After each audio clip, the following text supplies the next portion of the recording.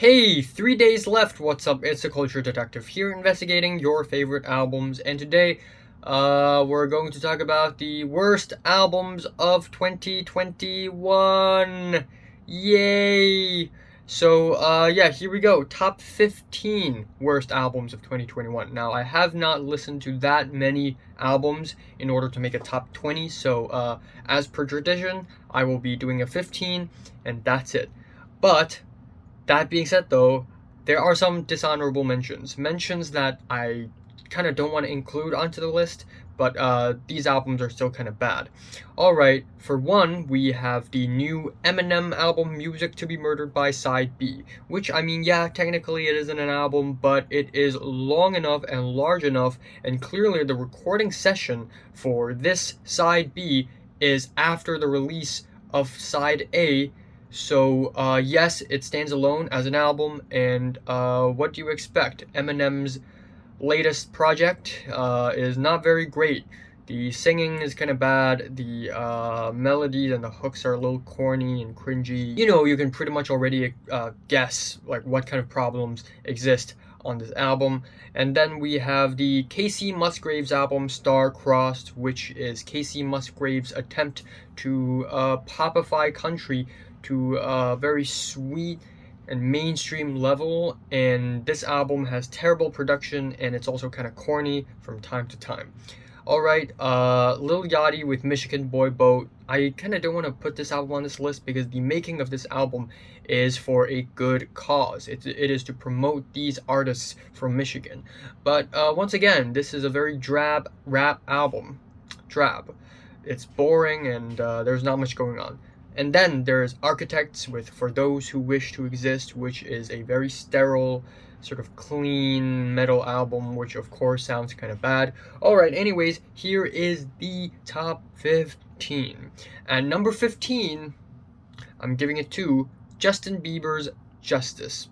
So, yeah, following the whole controversy with Justin Bieber trying to copy the French electronic group Justice, by having his album named Justice, which is fine, but also using their logo, well, now we have this. And now I think Changes is worse than this album. I think this album is a slight improvement on Justin Bieber's previous album, but that just doesn't mean anything. This album is still bad. It still has a lot of corny songwriting. It still has some terrible hooks.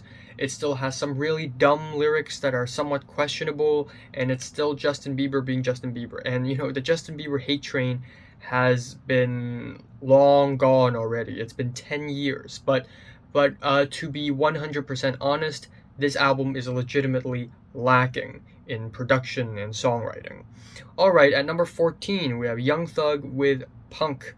And yeah, what can I say other than it is anything but punk.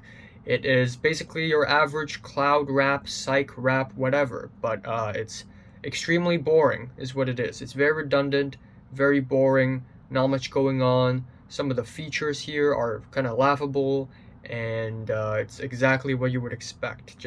We just can't get enough boring drab rap albums, apparently. At number 13, we have ZillaKami with Dog Boy. And yeah, essentially we have ZillaKami trying to blend genres between metal and hip-hop, and he is not the first artist to do that. Tons of artists have already done that, and tastefully so. There's a lot of awesome metal rap out there. But the way ZillaKami does it is to electrify it and manipulate it and do this and do that and just turn it up to 11 and make it super aggressive. And honestly, his formula does not work. And even worse is that he basically applies the same formula to every single track in this album, to a point where every single track just sounds exactly the same. There is nothing distinguishable between track from track. So the whole album is just awkward, ultra aggressive, noisy blends of metal and hip-hop that just sounds kind of clunky. Alright, at number 12 we have Girl in Red with If I Could Make It Go Quiet. And yeah, this is not a very great album. This is kind of a millennial Gen Z kind of, oh man, my life sucks, friendship problems, relationship problems, sex stuff, haha, sex, kind of album.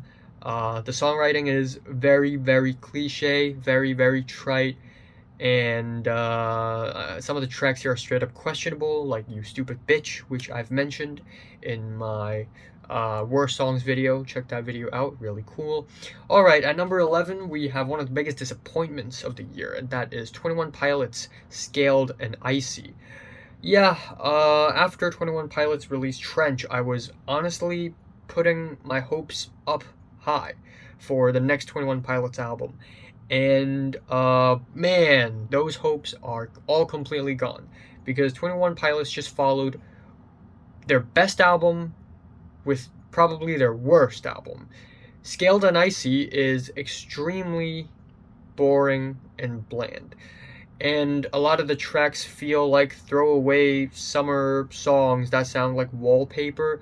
Some of the songs that 21 Pilots made on this album sound like Maroon 5 songs, which is a terrible sign. And yeah, I just don't know how did they go from Trench to this? Like, how did you go from this experimental, somewhat experimental, creative, ambitious concept album with all sorts of bangers and ballads to this very tame, boring album? I have no idea, but 21 Pilots, get your act together. You guys have a lot of potential. You can legitimately make great music, and I look forward to your next project. Don't mess it up, please. Alright, number 10, I'm giving it to, man, this one hurts. This one hurts. Coldplay with Music of the Spheres. Look, man, I love Coldplay. They are literally one of the most important bands in my life, and I wouldn't be talking about music here if it weren't for Coldplay. But God, Coldplay just released their worst album to date. Music of the Spheres is a bad album, and for multiple reasons. The first 3 songs are some of the blandest, tritest, most cliche stuff that Coldplay has ever put out. It is corny. It's the usual life is beautiful stuff, which we're already getting tired of. But then the second half of the album actually complicates it even further, where Coldplay tries to go punk, and it just sounds like they're doing a Muse cover, except bad. It is honestly a hilariously bad song, and it's kind of cringe. And then to even make it more cringe, we have the track Beautiful, which is this very ear-piercing, auto-tuned chipmunk song for 3 minutes straight. It is difficult to stomach, and again, Coldplay has potential. They do, but this is not it. Alright, at number 9, I'm giving it to my man's AJR with OK Orchestra. I'm gonna be honest here, I don't think OK Orchestra is as bad as Neo Theater or The Click, but it's still terrible, because AJR is still making the same type of Disneyland millennial pop music, and they write music as if they think they're able to relate to Gen Zers and millennials, but really, the lyrics here are shallow, like a kid's pool. They are laughable and weird. There are lyrics on this album ranging from losing socks to losing hair to sleeping with a teacher twice your age in elementary school. What the fuck? So yeah, AJR's OK Orchestra. A weird one. Alright, next up we have, at number 8, we have, from Italy, that is a new Blanco album, Blu Celeste, where, apparently there's some, this is a pretty famous artist in Italy right now, so I'm not just bullying some random obscure artist, even though that sounds like a really funny thing, but, Blanco's new album, his, dip into a bit of a pop rap, hardcore rap perhaps, and it is very, very bland, but also very, very trite. It's almost like he's making a parody of pop rap. It's also very, very overly dramatic, like horns blasting, guns blazing, like there's no need for such drama. There really is no need. It just comes off sounding like Orechstra. Alright, at number 7, we have Florida Georgia Line with Laugh Rose On. And, yeah, this is also like a parody album. This is a bro country album where it's like country music, but bro, you know? Like, it's like trucks, beers, and women. That's the laugh. That's the laugh of the countryside, baby. Like, are they even serious when they made this album? I feel like if I had no idea who they are, like I would honestly think whoever's making this album is just trolling, because this album sounds like a parody of an average country album, except it's very poppy. There are like trap beats. Like, again, trap and country is like the worst combo ever. And also, I Will Always Love You and I Love My Country are just dumb songs, very very dumb and repetitive. And also that one song where it's like, it's beer 30, let's get thirsty. Like, are they serious? Are they serious? All right, number 6, my man Drake, or actually Drake, with Certified Lover Boy. Yeah, yeah, boring album. That's what I'm going to say. But what makes it worse than boring, actually, is that there has been so much hype built up to the release of this album, and even after the release there is still a lot of love for this album, that it just makes it ever so annoying. And it's just like this menacing presence just float, not even menacing, just annoying, irritating presence just floating around the musical world. And I definitely prefer Donda over this, but I don't want to get into the beef side of things. I mean, it's none of my business, and honestly, I don't support beefs usually. But yeah, Drake over here with Certified Lover Boy is Certified Boring Boy, because this album is boring as hell, and it is also bloated. It has too many tracks, and like some of the tracks here are just downright cringe. Like you're like too, like way too sexy, way too sexy. I'm too sexy for this, too sexy. This is Drake really desperately trying to create another TikTok trend of sorts, as if he hadn't created 13 of those already. So, yeah, it is annoying, it is bloated, and I don't like it. Alright, number 5.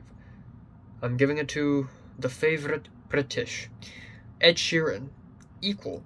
So yeah, Ed Sheeran's back, and back with another bad album. Yeah, I mean, it's exactly, I mean, I think everybody already knows why it's bad. I mean, the pop songs are trite. There are a lot of bland wallpaper, like clubhouse beats, like club beats. I don't know why I said clubhouse. I don't know.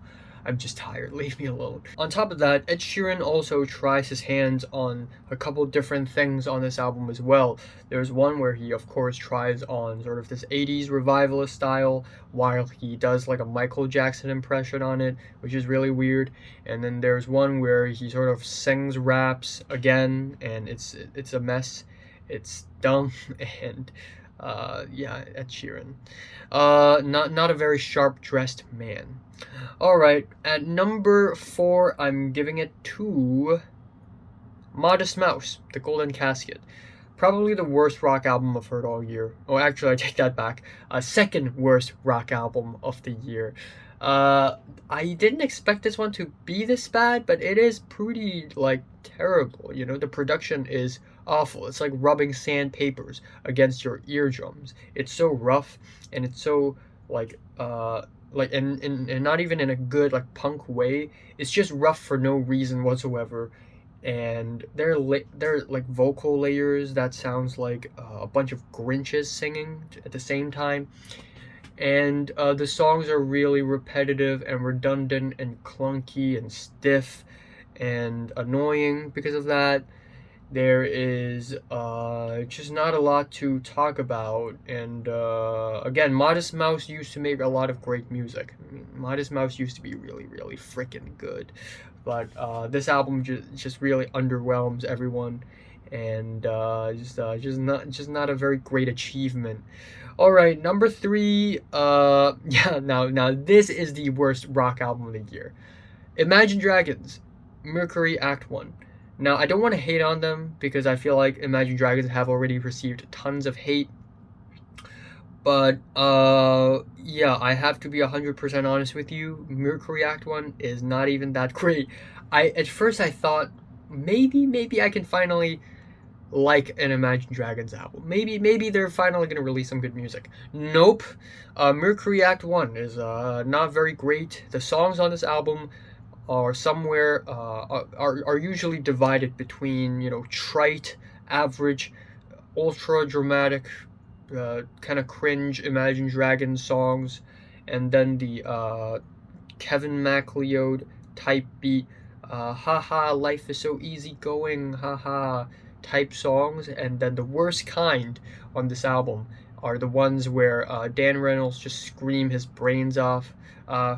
Only one of us will get you, only one of us. And his growls sound like he's suffering. It sounds like he accidentally stepped on a piece of Lego. It doesn't sound good at all, and it's laughable, honestly. There are a lot of really laughable moments on the album, and it is just a freaking mess. It's so much of a mess that when I reviewed the album, I was on my bed. Alright, number 2 and number 1, I think everybody can already tell what number 2 and number 1 is. I mean, I made this list before Fantano did, actually, and our number 2 and number 1 are literally the same. Because I think we can all universally agree that these two albums are the worst 2 albums, or actually the worst 3 albums of the year. And that's, of course, at number 2, The Fall of Hobo Johnson, as well as subsequently The Revenge of Hobo Johnson. And yeah, I feel like Hobo Johnson made these albums because he's in a bit of a midlife crisis, because there's not much thinking going on when he decided to write this album. There's no big concept behind this album, neither is there any rhyme or reason to the existence of this album. It's almost like he was bored one day and he's like, you know what, screw it, I'll just write a bunch of joke songs and make some small guitar noises and go, the world sucks, I don't want to give birth to a child because the world sucks. Oh man, I'm feeling hurt, but haha, funny punchline. And that's the whole friggin' album. It really sounds like the fall of Hobo Johnson. It really sounds like he's actually like falling. And it's like Kid Cudi's Speeding Bullet to Heaven, but like guitar pop. Yeah, I mean, yeah, they are in a similar vein because Speeding Bullet to Heaven is also written in not a very good mental state, thus resulting in some very bad music that is written out of frustration. And similarly, we have this predicament here, which is not a very good news. And at the very end of The Fall of Hobo Johnson basically teases to a joke album, The Revenge of Hobo Johnson, which at first I thought it was just a joke, but nope, it is real. A couple months later, or I think like a month later, Hobo Johnson actually released The Revenge of Hobo Johnson with nothing but joke songs on it. And yeah, I guess it's pretty funny. There are songs like All I See Is Poop, as well as How Much Is This Bong Rip? Like, and then there's one song that's like about Marxism and capitalism and stuff that is so serious out of nowhere. And it is intentionally bad, thus I guess it deserves its number 2 spot in here. But I think we all know what the real winner of this competition is. It is the one and only Tones and I. Welcome to the Madhouse. Welcome to the Madhouse. Wow. This is a phenomenally atrocious album. I'm honestly impressed how bad it is. I mean, let's get the obvious out of the way first. Tones and I's vocals on this album is literally a violation of the Geneva Convention. It's awful. It's crimes against humanity. It is some of the worst singing I've heard all my life. It sounds like a small child shrieking to death. That's exactly how it sounds. It is terrible, but that is only one tip of the iceberg of this absolutely atrocious album. From the very overly glossy, kind of spooky album cover to the spooky spook songs in the album, where we have Tones and I basically singing about things like loneliness, but also rejecting people, which are two contradictory things. I mean, you can sing about two things, obviously, but the way Tones and I approaches these lyrical topics is so shallow, it's dumb. But to make it even worse, she had to make it creepy for no reason whatsoever, like it's a Halloween album or something, and it just ends up sounding really freaking stupid. Like, why do you have to make it creepy? Why all the freaky Madhouse stuff?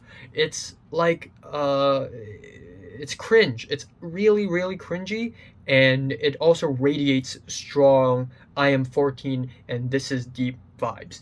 The instrumentals are not really great. The production is not really great. One of the songs on this album, you can actually hear a squeaking drum pedal just squeaking throughout the entirety of the song. There is a Child's Play on this album, which is Goo Goo Gaga, Ring Around the Rosies, I Want to Kill Someone kind of song, which is just stupid. And then there's there are songs here where she's like, I want to fly away like a bird, you know, fly away, freedom, get it? The hooks on this album are laughably cringy and repetitive. Like, there's one track on this thing where it's like, ooh, ooh, and that's the whole friggin' song, and it's not even supposed to be like that. It's supposed to be intelligible. Yeah, just a failure on all fronts, and not an album that I would listen to at all. Not at all, no. Worst album of the year easily, and I receive a lot of hate when I reacted to this album, and also a lot of hate when I reacted to AJR, but my stance still stands. This is still a god-awful album, and yeah, I'm serious about this. So, what are your least favorite albums of 2021? Comments below, let me know, and thanks for watching. Yes.